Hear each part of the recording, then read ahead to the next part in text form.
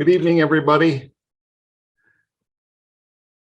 It's great to have you here. Sorry about the little delay. We had a little bit of confusion on the link, but here we are. I'm going to go ahead and make Brian a participant.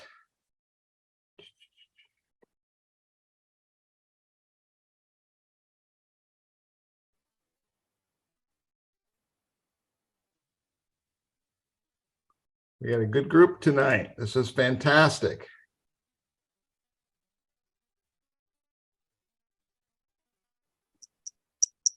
Got a few more people joining. Brian, you may be the draw tonight. Hi, sorry about that. I couldn't get the right link. Well, I had the wrong link too. Oh, the one that I had that I thought was the right one wasn't working earlier. And then when I tried it again, lo and behold, it worked. So we have just one person joining in, but we'll go ahead and get started. You just go ahead and we're recording now. I record these meetings just so that we have an opportunity to post these online for folks who maybe weren't able to make it. So we got to admit someone else here. So this is a webinar. Typically in the last couple of sessions, we've done them live, but for tonight, for some reason or another, we have a webinar and that's just fine. So if you have any questions, feel free to just go ahead and either raise your hand or put the question in the chat. I like to have it interactive. So if you want to, if you'd like to raise your hand and just ask your question, I'll make you live and we'll go from there. So anyway, thank you for joining tonight. I have a few topics that I just wanted to highlight and a couple of plugs to make for ways to get involved in the next few months in our district. And again, I want to welcome Brian Toutant tonight, our Executive Director of Teaching and Learning. He's going to talk to us a little bit about our high dosage tutoring. So I want to just go ahead and get started out of respect for your time and just go ahead and introduce Brian first here and the high impact tutoring that we've got in place that we're going to be starting soon. Brian's going to share a little bit about that with us, and it'll be an opportunity for you to ask some questions. So Brian, welcome tonight. It's great to have you here. thank you. As Scott said, I'm the Executive Director of Teaching and Learning, and we have been working on an opportunity for our students to get some extra instruction and support in mathematics. As you know, COVID took away a lot of learning time. I was thinking about it today. Almost half of that first year was the schedules were cut in half for students, and then students in and out and ill. We lost a significant amount of time of learning. And as a result, we've put in place some things to help our students get back on track. One was summer school, other was hiring full-time counselors, some behavior specialists, putting in some more resources for our students, and providing tutoring for those students that are struggling in school. And we've decided to really go after our student skills in mathematics. That's one of the areas where we are seeing a number of students still struggling. And so we've got a plan for that. The tutoring itself will be provided by a company called Revolution Prep, and they provide the qualified tutors in mathematics. This is what they do, and they do this in an online format. And we are going to set up I would call them classrooms after school, in which students will be able to receive that tutoring under the supervision of one of our district staff as well. So that tutoring will be targeted towards specific skills in mathematics that our students are behind in or need additional help on. And that'll be done through some diagnostic testing that we have already done with our students, as well as the ones that Revolution Prep will provide for our students. So right now, we've already identified a number of students that are below standard based on their STAR scores. And STAR is an assessment that we give, a local assessment that we give 3 times a year to our students to measure their progress. It's like a benchmark assessment, find out where they are.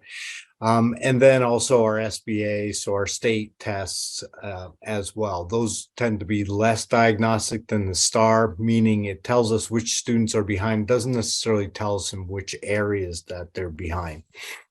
All of the tutoring that we'll be doing is research driven. So the methods that they use are designed to work in that format of online tutoring, and start where the students are and try to bring their skills up. The groups we think are going to be most impactful will be 1 tutor for 5 students, which is pretty amazing. That's something we really felt was important, is that we had 1 adult for at least, for at the most, 5 students, and we're able to make that happen. So we're targeting 3rd grade through 10th grade students right now. Those are the students that we have the most data on. And the tutoring will happen after school for 1 hour. Total time would be probably about 1.5 hours that the kids will be at school. By the time they get out of school, we'll be providing food for them, a snack after school, and get them organized into their groups in the classrooms. And then at the elementary, we'll be able to provide transportation, so be able to get them on the bus. We think it'll be about 1.5 hours. Total time they'll be at the school, with the goal to get them out of there at the elementary approximately 4:30, 4:45, somewhere in that time frame. And we're working right now with our transportation supervisor to make sure that we will be able to provide transportation to those elementary students in each different part of the district. So we won't have a full deployment of buses at the end of the tutoring session.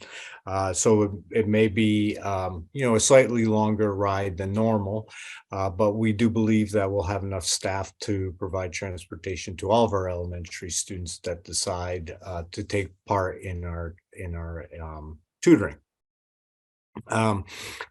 Myself and Joey Wasson, who works in teaching and learning with me, have gone to the different buildings, and right now we have 26 staff signed up. So district staff, teachers, and paraeducators that have volunteered to work after school to provide the space and the supervision during the tutoring that the students will get online. Unfortunately, at the secondary level, we will not be able to provide transportation at this time because of the fact that the same bus drivers that bring our students home for middle and high school will be, at the time that the students would be getting out of tutoring, will be doing their elementary bus runs. We use the same bus drivers and buses to do both runs. We don't have enough staff to do all of them. We'd love to, but we just don't have enough right now. So we're looking at a couple of different ways to do that. Obviously, some of the older kids would be able to transport themselves, but that doesn't really work for middle school. We're hoping that families will be able to transport their own children, and also looking at a possibility where we might be able to have some parents grouped together to support transporting some, of the kids in their neighborhood or friends or things like that, kind of an open sign up. We would love to be able to provide it. We just don't have, like I said, the staff and the buses. So that could be a barrier for some of our families to participate at the secondary level. we're looking into the possibility that we could run a tutoring session in the evening, later on in the evening, maybe at 5 or 5:30 or whatever seems to work best for families, in which the students could get the same tutoring. The difference would just be that they wouldn't have that staff support during the time. But it's not as good of an option, but it still is an option for families that are looking for it. Brian, we have a couple of questions before you Yeah, go this far. And I I'm think just rambling. Erica, you asked a question about middle school transportation, but I think Brian answered that. Is that, Yeah, you I'm get your sorry. answer? Okay, good. You had Sorry, a question? Erica. We had Yeah, I got question. him right now. Ryan's got that up. So we are, so Ryan asked, how many students do you Yep. anticipate in the secondary level? Hi, Ryan, glad you could make it. We are set for 500 students. We have contracted for up to 500 students. We think that that is a good number to start with. As I said, it's for 3 through 10. And so from that, if we can get 500 students, I'd be really excited for that to happen. Like I said, we have 26 staff, and if each staff hosts about 20 kids in their classroom, in these groups of 5 pods, they'd have 4 groups. We would have plenty of staff to do 500 students. So Brian, he was asking about secondary. So do you have any secondary. kind of sense about Yeah. how it might break down, or what you think it could break down to be? Yeah, I mean, I'm guessing. We certainly think that we'll have fewer students at the secondary than we do at the elementary, based on kind of what our patterns have been on summer school over the last 2 years, where we've really offered a full summertime program for our students. We saw about a 1-to-5 ratio between secondary students and elementary students taking part in that. So if I can get 100 secondary students, that would be great. And 400 elementary students, again, that would be wonderful. The best time is right after school, when we still got them there. But again, I know that for some families that time may not be optimal. Okay, will there be, so Sagwinder, hi, nice to see you, or see your screen. Will there be a rotation of staff, or the support will be consistent onwards by the same individual? Yeah, that was one of the things that was really important to us, is that they would be able to assign the same tutor to the same 5 students every time. And so, yeah, we negotiated with the company to provide that. I mean, there's times where someone will be ill or unavailable, and they would provide a substitute. But yes, students will go to the same classroom every day that they're doing the tutoring, and have the same district staff member that would supervise them. I think that, 4th grade teachers would want to try to grab their 4th grade kids, and 3rd grade teachers would want to try to grab their 3rd grade kids. And then the same tutor that they would log in with each time. Right now, we are planning for Monday and Wednesday for English Crossing and Lakewood Elementary, and then Tuesday, Thursday for Cougar Creek Elementary. The secondary is set up for Monday, Wednesday for both of them, but we're still flexible with that. We're going to see where our parents fall on that, because we're not providing transportation. That may not be, the days of the week may not be quite as important, but it's very important that we stagger the elementary 2 different days, just so we have enough buses and staff members that are willing to run kids home. Is this, Erica asks, is this going to be for the, hi Erica, is this going to be for the rest of the school year? Yeah, it is. We've contracted with them for 15 weeks. It turns out to be 3,000 sessions, which is pretty amazing. If we can do 3,000 sessions with the kids, that would be great. If we have any extra sessions, it'll run into next year. So it could go on into next year, and we may elect to do that. Even if we do use all of our sessions. I think it's really important right now to to fill in those skills that our students are struggling with. We've made some significant changes in the way that we're teaching reading and writing at the elementary level. And I think math it makes a lot of sense right now to focus on that for our students. I think with your questions, I hit all the major points I want to get to.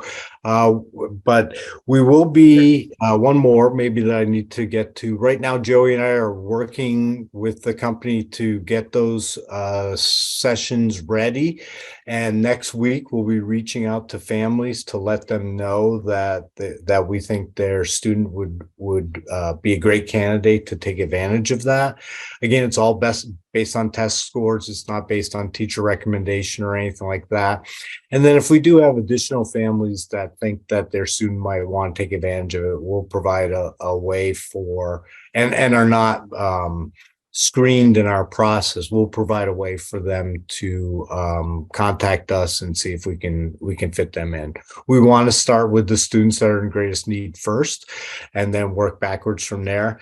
I do think we'll have enough space for everyone that's interested. Again, just based on kind of our summer opportunities and people's willingness to have students get additional education outside of the school day or school year. And so I'm not too concerned about that, but we definitely want to have an avenue so that parents that do think their child could benefit from it, they can. I just wanted to stress that the goal is to build their math skills, not necessarily to support them in doing their homework every day from their math class. That will come into play. There will be time for that for sure, but the main focus is identifying where those gaps are and how we can fill them.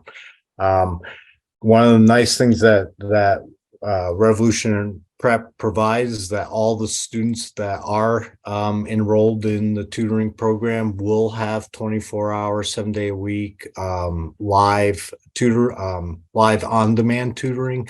So when they do anticipate issues with their maybe their math class or on a weekend or in the evening or something like that, and they do need help, they'll be able to log in and connect with someone live. It won't be a video chat. It'll be a whiteboard with a way that they can interact, but it will be a nice advantage for those students that participate as well. Brian, there was another question from Erica. Oh. She's got great questions. Thank you, Yeah. Erica. Is this going to be offered to Edgenuity families? Yeah, we didn't separate out Edgenuity families from those that participate online. We just on site, we pulled all the scores. Students in the online program also take the STAR and the SBA, so they're included as well. Yeah, we'll have to work that out because they're at home, and so coming to school to participate in that, we think is the best model. But we may be able to work out where someone that is online and can't come to school would be able to participate anyhow. I think that's great, Brian. It doesn't assume anything about what people may be interested and able to do, and gives us a chance to meet people where they are and meet those kids' needs. So thanks for opening that up to everybody. Ryan Brown asked, would a post tutoring support space be helpful for secondary students in lieu of transportation? I see where you're going with this, Ryan. Ryan's always ready with an offer to help. I mean, Ryan's always ready over there at Link Northwest. Yeah, let me put a plug in for Link Northwest. They offered to provide snacks and food for our kids after school, which is awesome. Thank you, Ryan. We may take you up on that. Fortunately, the federal government does provide food for after school programs, and so we're going to lean on them, but it's always nice to have more, right? Because there's a certain limit that we'll get and be able to give the kids, and it might be nice to have something different too than what we're required to give students. A healthy snack is great, but also some extra treats would be fun. Yeah, that might be a great way to solve that problem for transportation, is to have a place where they could go to get picked up. And I like that thinking. They'll be done by 3:20. So, for some parents to make that trip over to the school at that early time of the day, I couldn't do it if it were my kids. It might be a good way to manage some of that. I I think think it's if we all great. get together, we can figure out how to get kids home. Yeah, I think that's great. And we could sit down and talk about where all the edges are on the program and how we can work together to make sure we accommodate a lot of the different needs that are out there. And really appreciate your support, Ryan, and your team's support on this Mhm. everything that we do together. But in this particular initiative, that's especially true. All right. Other questions that people have out there? This is a good chance. You've got Brian here all to yourselves.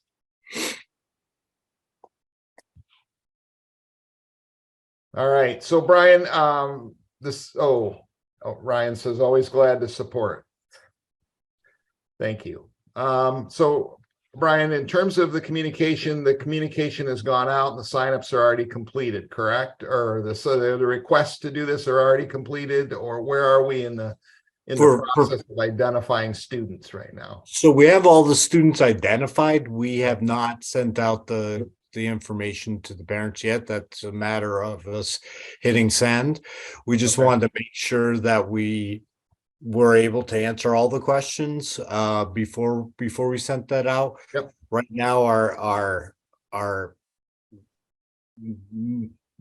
70-80% date to start would be February 6th. That's what we're really hoping for. And there's just a couple of pieces that we need to get in place before we can commit to that with our families. And we don't want to say, February 6th, and then we have some glitch that we have to wait another week. So next week is our goal at the beginning of the week to start getting those messages out. Great. Thank you.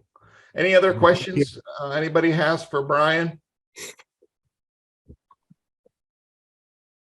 All right. Well, thanks so much, Brian. Appreciate you being here. This was the big item on my agenda for tonight. I wanted to make sure we took the time to talk about what that tutoring looks like and what our plan is, so you could get that information, those of you who tuned in.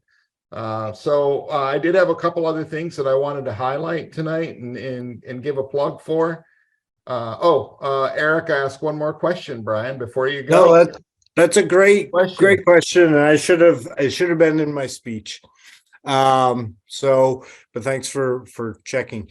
Yeah, each student will get a report from the tutor about what they worked on and how their progress is going. There'll be checks along the way, assessments along the way, and those will be shared with their classroom teacher as well as the families.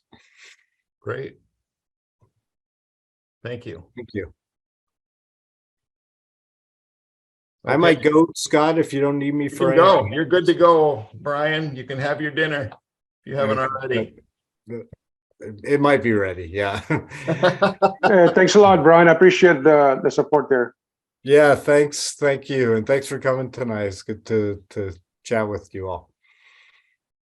See you tomorrow. All right. Bye. All right. So I wanted to touch on a couple of other things. I wanted to talk a little bit about our upcoming Belonging Community Forum that's going to be taking place on January 31st. That evening the time is at 6 o'clock at Lakewood High School in the Commons, and it will go until 7:30.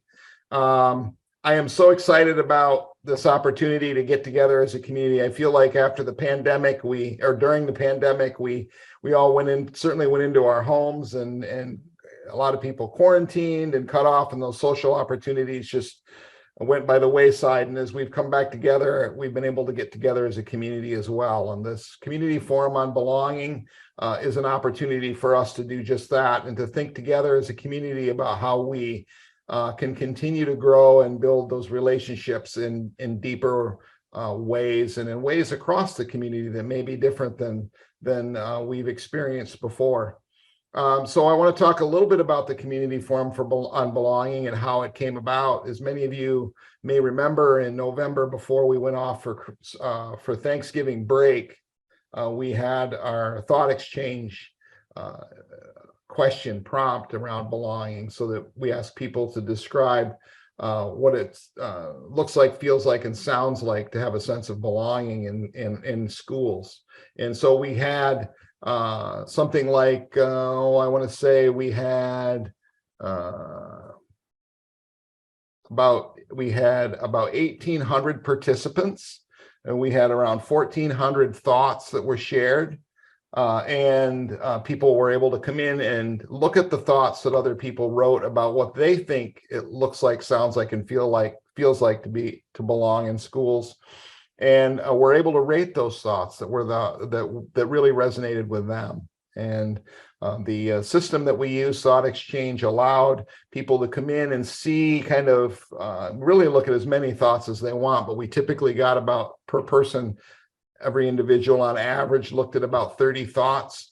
Those were kind of randomly presented by the AI, the artificial intelligence in the Thought Exchange system, and allowed a wide range of people, all the participants, to be able to kind of get a look at the full range of thoughts and be able to rate those thoughts with stars, 5 being the most stars that a thought could get, and 0 stars being the least stars that a thought could get.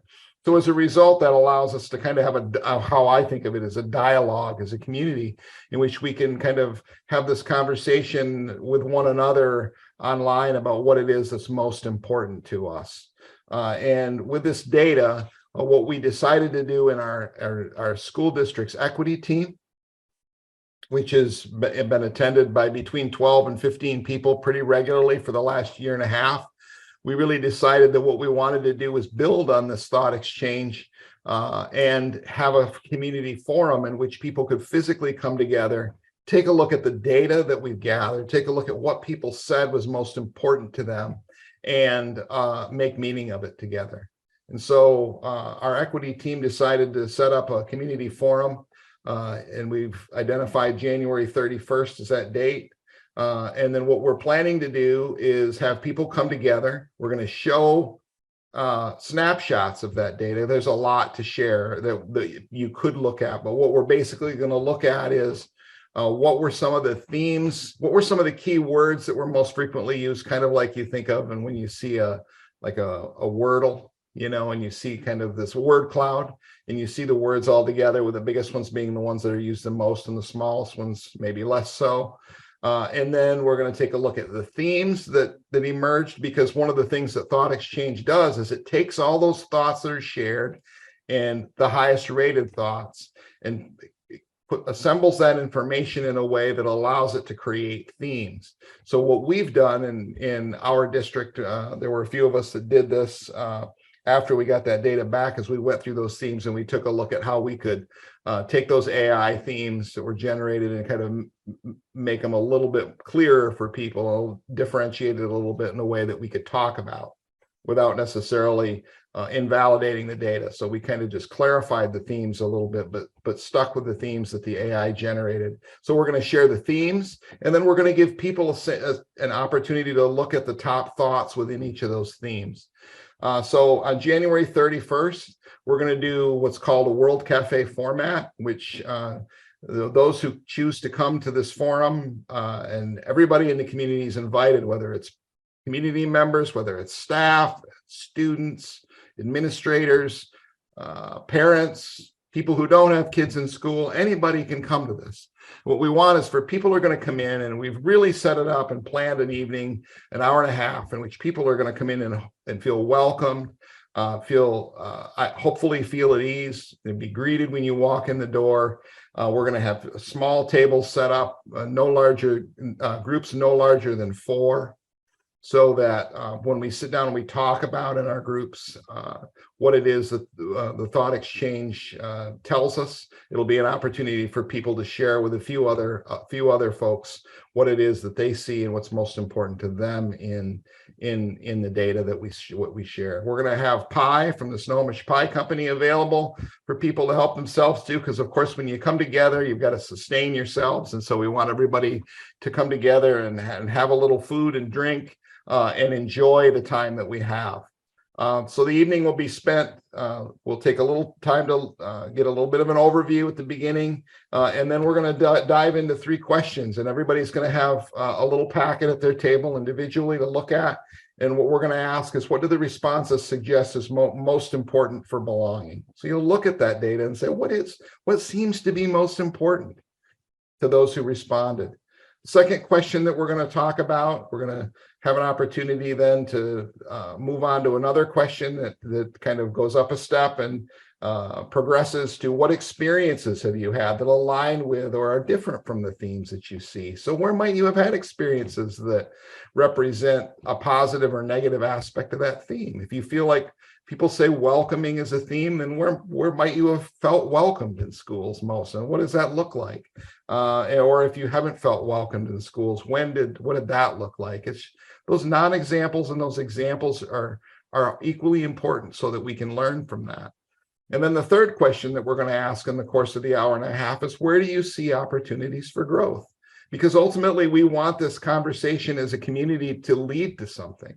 It's not just an opportunity to sit and just talk about, while the conversation is very important, it's not just talk. It's what can we do to, when we hear what people say is most important, to then act on that and ensure that we're either maintaining those things that make our schools great, or we're continuing to grow so that they can become even greater. So we're going to progress through those questions, and then at the very end, there'll be an opportunity for people individually to volunteer if they would like, some of the things that they are taking from the conversations that they had. And then that's going to be the end of the hour and a half. It's going to go very quickly. It's going to be very conversational, but it's going to be hopefully lead to further opportunities to continue to grow in district and identify ways that we can build on the Lakewood Compact that we created during the pandemic and make our schools even better places for kids and families, community members to come and gather. So that's the evening. That's our community forum on belonging in a nutshell. Do you have any questions about that at this point? There will be a site there. The invitation that's gone out has a link. We're asking people to RSVP. You don't have to, but it would be really nice to be able to get a sense of how many people are coming. We've already kind of taken a stab at it and ordered little mini pies for everyone, so you can hopefully have your own individual pie. But you know, we're asking people to RSVP if possible, and if not, and people just decide that evening they want to come, the doors are open, and as are our arms. We're welcoming everyone who'd like to come and participate and engage. I do see opportunities for growth as being a way of thinking as well about how we might have further conversations. One of the things we might think about that evening is there another question that we want to ask in the next thought exchange? Is there another layer we want to add to this as we think about what's most important in our community? Is there something we want to focus on? So those are some other ways that we can think about how we continue to engage around this question of belonging. And at the same time, invite people who have not felt a sense of belonging to share that experience so that we can grow from it as a community. Because this is not only about, I mean, we're going to see some people there that come to a lot of these events, and that is great. But we also want to see those faces and hear those voices and languages and hear those experiences from people who may not necessarily have always felt comfortable coming to share their thoughts and ideas. And so this is meant to be a way to kind of expand the way people engage and who engages in our district, so that that sense of who we are as a community continues to grow and become more inclusive. Any questions about this or any wonderings? I know I don't want to put anybody in the spot, but I know Ryan and Sequinder are both on the equity team. So if you feel like there's something you'd like to share, you're welcome to unmute and do that, but there's certainly no pressure.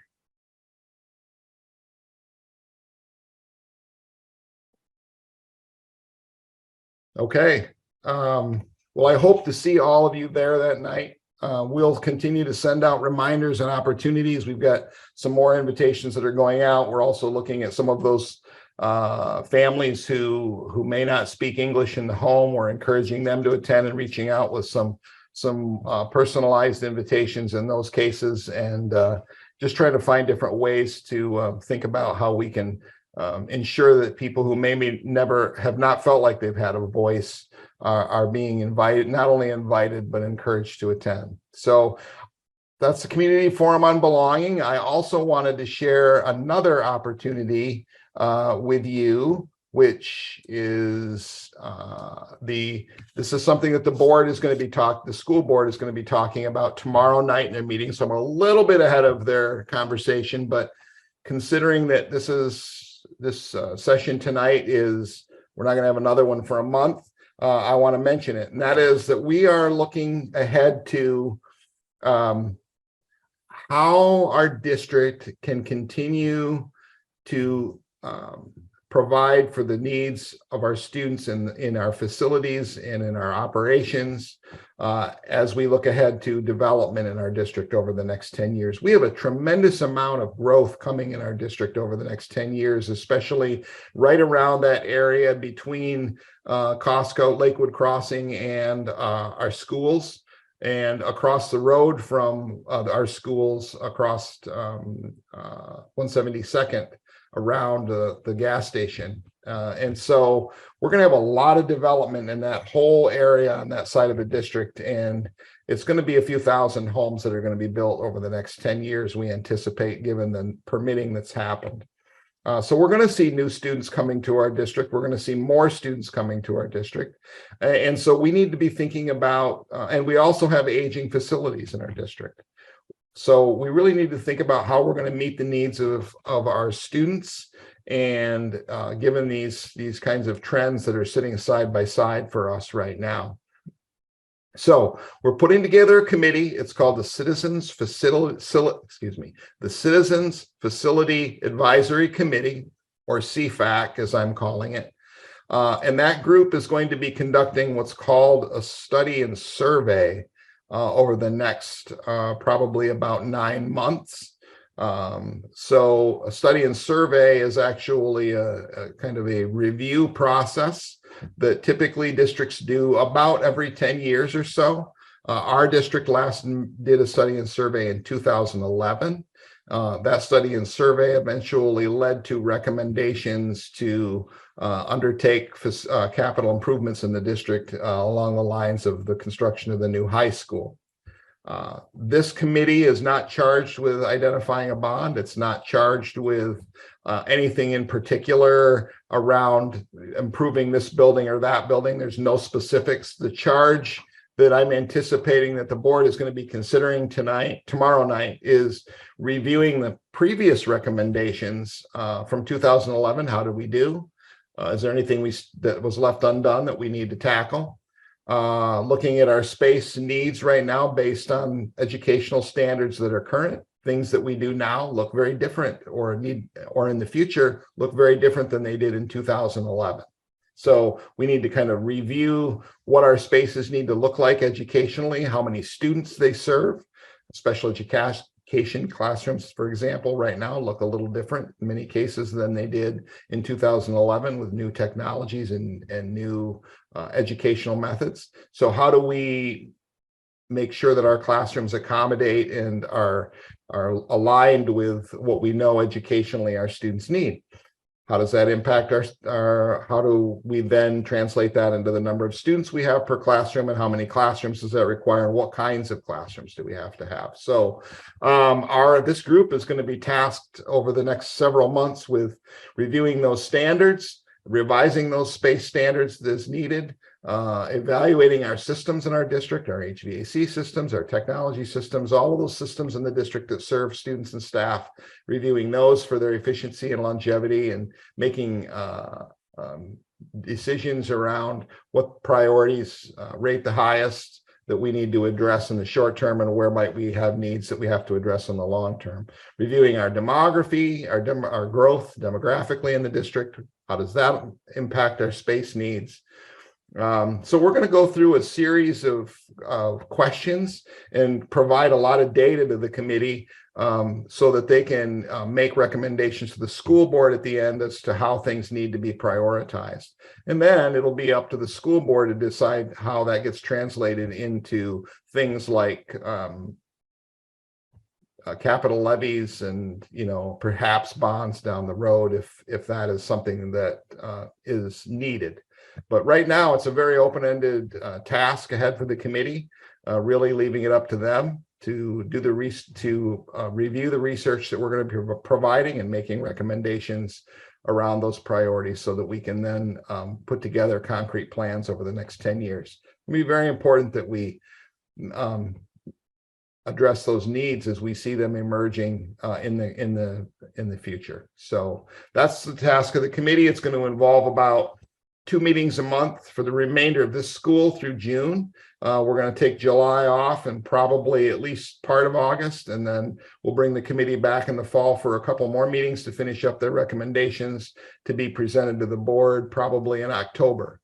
And then the board will consider those recommendations. And then if there are things that we need to be considering in the way of priorities for a levy, for example, then that would be something that the board would have the opportunity to plan.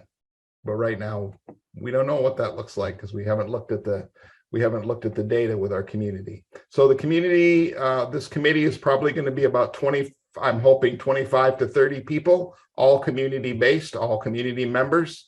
We want to make sure we engage people and get their sense of what's most important, because these are our community schools. And so it's vital that we have the people who are giving us that advice and identifying those priorities be from the community. So that's kind of the big picture on that right now. There will be an opportunity to sign up or apply for this committee after the board finalizes the charge and hopefully approves the formation of this committee. So we will send out notifications of this opportunity and people can apply. And my hope is that based on last applications for previous committees, that we may very well just take everyone who wants to be on it. Because my view is, especially in a matter like this, the more the merrier. So.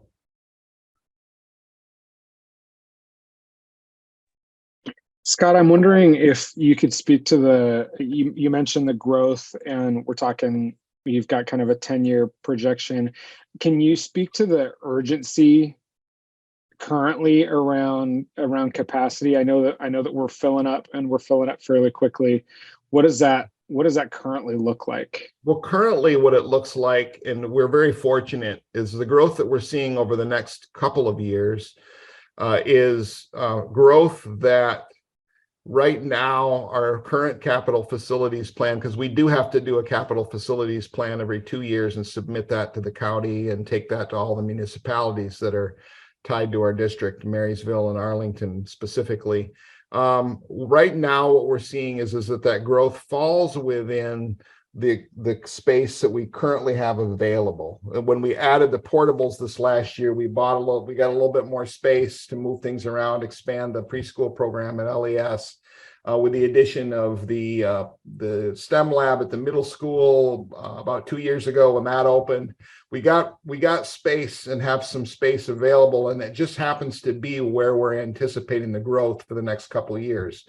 But once those new developments come online, outside of that, we're going to start to see that space. We'll see that space then become much tighter. And so this group will then have to address the question of, well, like, how do we think about portables 3-4 years from now? Do we do portables? Do we propose construction of new classrooms? There's a lot of variables there that need to be weighed, and that's where all the pieces fit together, because there's a short-term plan, but what recommendations that will come about. But what the committee is going to be asked to think about is that those short-term recommendations also lay the groundwork for the long-term, because you can create the problems of the future by what you recommend in the short term, and those things get in the way of what you want to do later. So we're going to need to balance all these considerations out and make sure that we have a plan that's coherent for 10 years. But on the front end, I think right now we're anticipating that we're going to be okay for a couple of years, but it is going to be tight. Well, and who knows on the development side, right? Developers can move slow or they can move fast, and you almost Right. have to plan around them in some regard too. But Right. yeah, Right. I And what we appreciate that. do, and just so that everybody on this session knows, what we do have a demographer that we work with, a professional demographer, Flow Analytics, because I and no one on my team has the knowledge or expertise to put together a demographic projection. But we do work with Flow Analytics, and we update that every year. So so as we get more information, we can update those numbers and make those changes that we need to make in our planning. And that's important not only from the standpoint of facilities, but it's also important from the standpoint of, when we think about our staffing and we think about then our budget analysis and budget needs that we anticipate for the next year and the coming years. Thanks, Scott. Yep.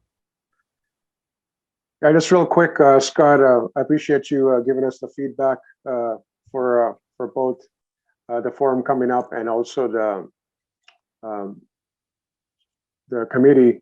I was thinking about when the forum is happening, I think the members itself, the participation is going to be highly encouraged, and we'll have several questions from the parents or the members or whoever is attending the forum. We should be prepared for that. A lot of action items are going to be coming out of that. Yeah. I think we should be definitely on the positive side of it if somebody wants to join and come and check out our meetings that happen every single month. I think we should put it out there that, hey, you're more than welcome to come and attend our meetings and be part of it. And also, yeah, that's going to be one of the preparations, I think, from an equity standpoint. And secondly, I've been thinking about that as well, as you mentioned about, what is the outlook going to be for our district as a whole going forward. And I think it's going to be a joint venture between the community members and the staff, as a whole, to be looking at the attributes and also the advancement of what is going to be happening, say 5 to 10 year plan going forward. So it's going to be a really good discussion. It should be a good positive roundtable discussion going forward. So. Yeah, I agree, Sequinder. Absolutely. I think one of the things, to your point, that'll be really meaningful, especially building on the conversations we're doing right now or having now or starting right now, is when we look at, for example, the facilities piece, as an opportunity to, bring people together around that, have a forum there and be able to provide, at least a summary, but also, an opportunity to look at the detailed proposals of the committee and be able to provide, feedback and thoughts on what that means for people. At least an opportunity to look at it and make meaning from it and recognize that as a district, we want to make sure we're staying on top of all these changes that are going on, because they're going to be substantial. I really appreciate your comments. Yeah, thank you. Yep, absolutely. Thank you. I'm glad you made it. It looks like you made it home. You were a little concerned you might be in the car, I think, when this was going on. So yeah, I just got home probably 5 minutes ago. So yeah, good. Glad to see you here. Yeah, glad to be here. All right. Before we close out, I want to introduce Claudine Doherty. Claudine has written in the chat. I wanted to take a moment to say hello and introduce myself. My name is Claudine Doherty. I'm the new coalition coordinator at Link Northwest as United Lakewood Substance Use Prevention and Education Coalition coordinator. Looking forward to getting to know everyone. She's working with Ryan and his team over there, and we're really glad to have Claudine on board. Just met her the other day, so welcome to the team, Claudine. Thank you. Before we go, is there anything anyone would like to share with the group, or anything going on that you'd like to just put out there as a wonder or a celebration?